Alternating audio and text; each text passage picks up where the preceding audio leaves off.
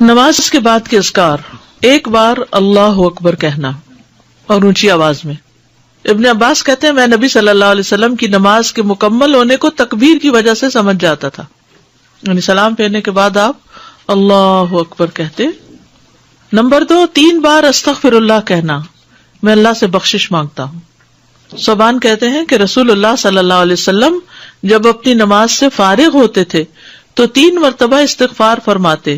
वलीद कहते हैं कि मैंने औज़ाई से पूछा आप इस्तिगफार किस तरह फरमाया करते थे, तो उन्होंने कहा आप इस तरह फरमाते अस्तगफिरुल्लाह अस्तगफिरुल्लाह अस्तगफिरुल्लाह। इसकी क्या हिकमत है नमाज के बाद इस्तिगफार करने की?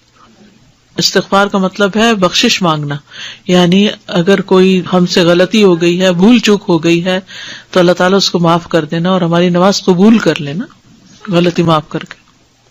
नंबर 3,